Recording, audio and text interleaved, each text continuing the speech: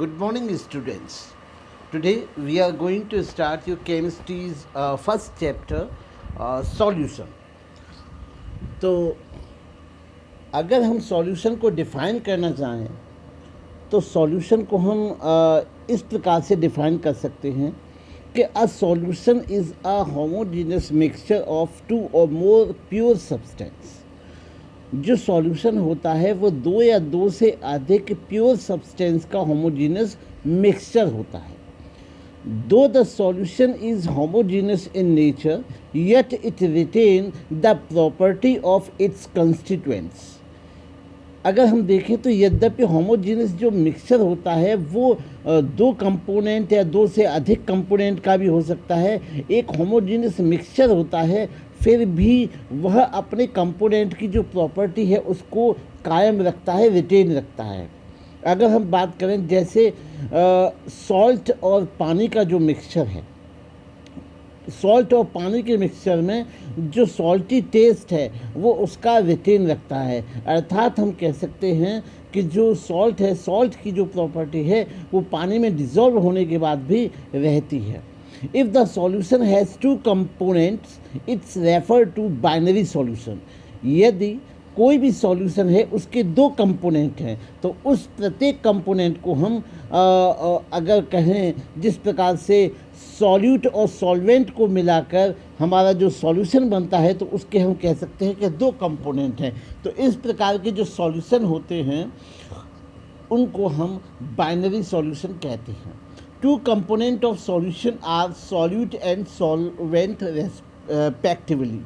तो इस प्रकार से जो सॉल्यूट और सॉल्वेंट होते हैं वो दोनों क्रमशः किसी भी होमोजेनियस मिक्सचर के या सॉल्यूशन के आपके कंपोनेंट होते हैं। For example, mixture of sugar and water makes homogeneous solution in the solution of the sugar in solute water in the water is the solvent. अगर हम शुगर और वाटर के मिक्सचर को देखें तो यहाँ पर जो शुगर होगा वो आपका सॉल्यूट और जबकि जो वाटर होगा वो आपका सॉल्वेंट होगा।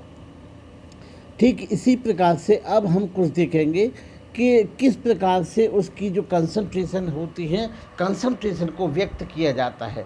तो सबसे पहले हम देखेंगे मास परसेंटेज। तो मास परसेंटेज से क्या तात्पर्य होता है वो हम देखेंगे कि numbers of parts by the mass of solute per 100 parts of mass of solution। इसका तात्पर्य होता है कि 100 पार्ट सॉल्यूशन में से कितने पार्ट आपका जो सॉलिड मास डिसॉल्व है उसको हम उसकी मास परसेंटेज कहते हैं।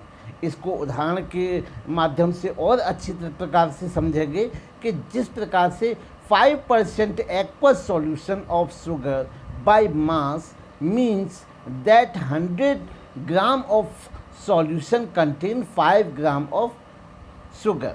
अगर हम कहें कि यदि हमारे 100 ग्राम के सॉल्यूशन में अगर 5 ग्राम हमारे में शुगर है तो हम कह सकते हैं कि ये जो सॉल्यूशन होगा वो आपका होगा 5%। तो अगर यदि हम माने if WB is the solute B। अगर कोई सॉल्यूट है V तो उसका मास जो है या वेट जो है वो WV है तथा जो सॉल्वेंट है A उसका मास हम मान लेते हैं WA। तो यदि फिर से मैं रिपीट करता हूँ, यदि हमने माना कि किसी सॉल्यूट B का जो वेट है वो WB माना तथा किसी सॉल्वेंट A का जो मास है या वेट है उसको हम WA माना, यदि हम इसमें B की परसेंटेज अर्थात हम सॉल्यूट की मास परसेंटेज निकालेंगे तो हम WB upon WA plus WB multiplied with 100 इस फॉर्मूले से हम ज्ञात कर सकते हैं।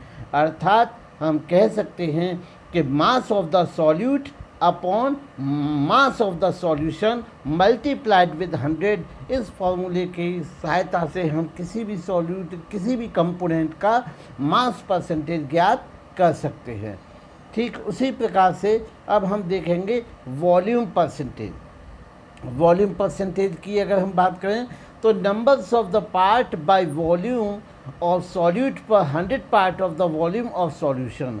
किसी कंपोनेंट का 100 वॉल्यूम पार्ट में से कितने पार्ट वॉल्यूम है उसकी हम उसकी वॉल्यूम परसेंटेज कहते हैं। जैसे अगर हम कहें कि 25% सॉल्यूशन ऑफ एथिल अल्कोहल, इसका तात्पर्य होता है कि अगर हम कहें कि 25% एथिल अल्कोहल का जो सॉल्यूशन है, इसका तात्पर्य होता है कि इस सॉल्यूशन में 25 centimetre cube ethyl alcohol dissolve है आपका 75 सेंटीमीटर क्यूब ऑफ वाटर में।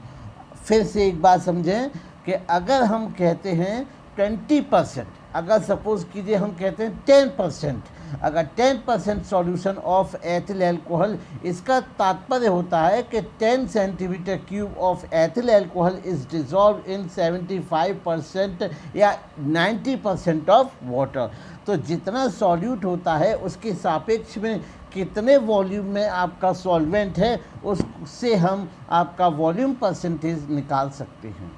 If VA and VB are the volume of the component A and B respectively, then the volume percentage of, अगर हमारा VA और VB जो हैं वो वॉल्यूम हैं किसी A और B कंपोनेंट के क्रमशः, तो हम उसमें से एक किसी कंपोनेंट का, यदि मान के चलिए हम बी कंपोनेंट का वॉल्यूम परसेंटेज निकालते हैं, तो volume of V upon volume of solution, that is V A plus V B multiplied with 100। इसी प्रकार से अगर हम वॉल्यूम ए कंपोनेंट का भी अगर निकालना चाहें, तो अगर ए कंपोनेंट का हम निकालते हैं तो यहाँ पर हमारा फॉर्मूला अगर होगा तो हमारा फॉर्मूला हो जाएगा A percentage V A upon V B plus V A multiplied with 100। तो इस प्रकार से हम वी ए कंपोनेंट का भी वॉल्यूम ज्ञात कर सकते हैं। अब हम देखते हैं बेटा ये मोलैरिटी। तो मोलैरिटी को हम प्रीवियस क्लास 11th में भी कुछ मूल कंसेप्ट में थोड़ा पढ़ चुके हैं, फिर से हम इसको डिटेल में पढ़ने का हमें अवसर प्राप्त होगा। तो इस प्रकार हम देखें मोलैरिटी, तो the number of gram mole of solute per in the litre of the solution is called molarity of the solution. 1 litre solution में जितने ग्राम मोल उपस्थित होते हैं, या हम कह सकते हैं किसी 1 लीटर सॉल्यूशन में जितने मोल उपस्थित होते हैं, उस सॉल्यूशन की मोलैरिटी कहलाती है। जो मोलैरिटी होती है उसको हम कैपिटल M अक्षर से डिनोट करते हैं। मोलैरिटी को अगर हम मैथमेटिकली ज्ञात करने का प्रयास करेंगे तो molarity capital M is equals to mole of solutes upon volume of solution in litre. और यदि हम इस फॉर्मूले को इस प्रकार से भी लिख सकते हैं कि molarity is equals to mass of solute in gram upon mass molar mass of solute upon volume in litre. तो इस प्रकार से हम मोलैरिटी ज्ञात कर सकते हैं। तो इसी टॉपिक से संबंधित बच्चों मैं कुछ आपको प्रश्न दे रहा हूं, आप स्वयं हल करके देखें, अन्यथा मैं आने वाले अगले वीडियो में इसके सॉल्यूशन को भी प्रस्तुत करूंगा। तो आपके जो सॉल्यूशन हैं वो इसको पॉज करके आप नोट डाउन कर सकते हैं। वैसे भी मैं आपको ये पढ़ के सुनाता हूँ। The problem number 1, calculate the mass percentage of benzene and carbon tetrachloride CCl4 in 22 gram of benzene is dissolved in 122 gram carbon tetrachloride. इस सवाल में स्पष्ट रूप से लिखा है कि आपको बेंजीन की आपको मास परसेंटेज निकालनी है मास परसेंटेज निकालनी है जो कि आपके कार्बन टेट्राक्लोराइड के 22 ग्राम के सॉल्यूशन में डिज़ोल्व है।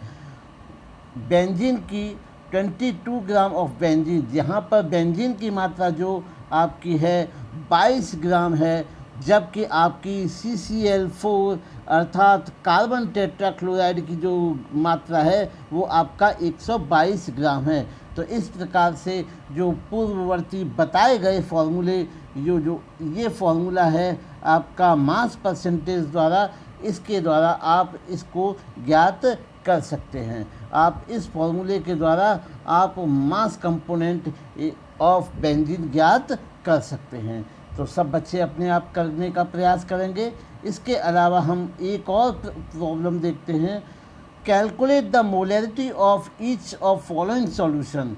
Number 1, 30 gram of cobalt nitrite hydrated in 4.3 liter of solution of mass of cobalt nitrite hydrated का दे रखा है आपका 291 ग्राम पर मोल। तो इसका जो वेट दिया है कोबाल्ट नाइट्रेट का, कोबाल्ट नाइट्रेट जो कि आपका हाइड्रेटेड फॉर्म में है, उसका आपका जो वेट दे रखा है वो आपका 291 ग्राम है। तो 291 ग्राम से किस प्रकार से मोलैरिटी आप निकालेंगे और अगले वीडियो में मैं सॉल्यूशन इसका प्रस्तुत करूँगा। लेकिन सब बच्चे अपने आप प्रयास ज़रूर करें। धन्यवाद।